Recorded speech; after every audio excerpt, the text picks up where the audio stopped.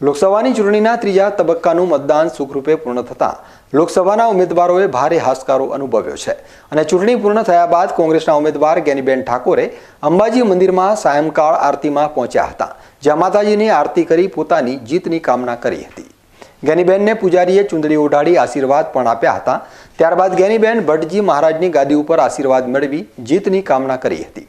જ્ઞાનીબેને ચૂંટણી પૂર્ણ થતાં જીતનો આશાવાદ વ્યક્ત કર્યો હતો અને જે રીતે ભાજપાએ પોતાની લીડ નક્કી કરી હતી તેવી કોઈ લીડ નહીં, પણ જેટલા પણ મતદારોના આશીર્વાદથી જીત મળે એને જ જીત ગણાવી હતી।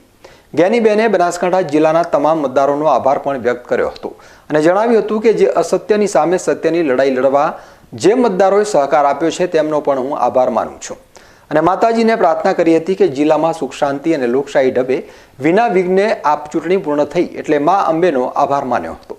તમામ સંસાધનો સામે એક ગરીબ ઘરની દીકરી કે જેની પાસે ડિપોઝિટ ભરવાના પણ પૈસા ન હતા, ત્યાં લોકોએ તન મન ધનથી સહકાર આપ્યો છે।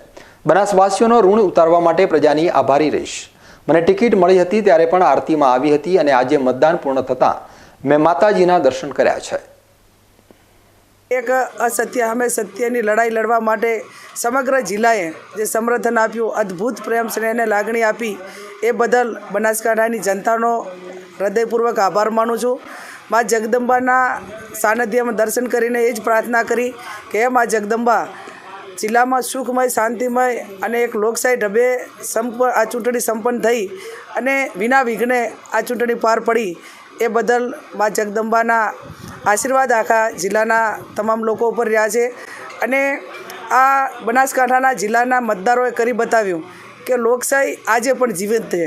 તમામ સંસાધનો સામે એક ગરીબ સમાજની દીકરીને કે જેની પાસે ડિપોઝિટ ભરવાના પણ પૈસા ના હોય અને આવડા મોટા જંગમાં જે સાથ સહકાર તન મન અને ધનથી જે મદદ કરી, એવા તમામ લોકોનો પણ મારે આજ તબક્કે હૃદયપૂર્વક આભાર માનવો છે।